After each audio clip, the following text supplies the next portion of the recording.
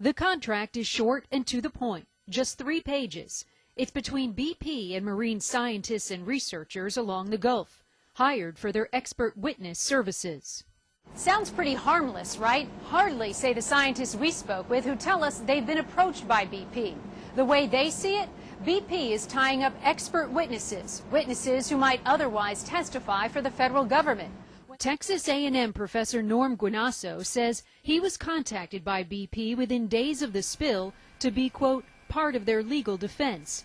Professor Guinasso has been studying oil seeping into the Gulf for 30 years, but refused to agree to BP's restrictions since they would prohibit him from publishing his research. They told me that I couldn't work for anybody else, that I could not speak out publicly about the oil spill, and I told them I probably was not interested. I didn't think it was ethical. The professor says BP called again, asking him to reconsider, but again he turned the company down. It seems BP is shopping for experts all along the Gulf Coast. Besides Texas A&M, the University of Southern Mississippi told us BP reached out to hire some of their scientists. They all declined. And at the University of Southern Alabama, BP tried to hire 60 experts, including marine scientists and graduate students. The university told the oil giant, no thanks.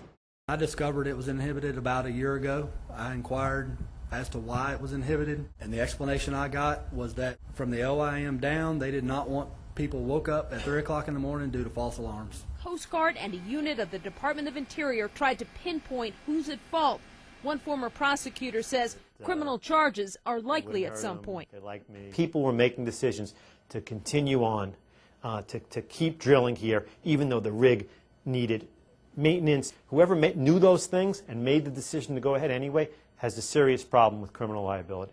The prosecutor we spoke with says being designated as a party of interest means that a criminal probe is possible. The embattled CEO of oil giant BP, who famously said he wanted his life back while overseeing the company's response to the Gulf oil spill, is apparently getting just that.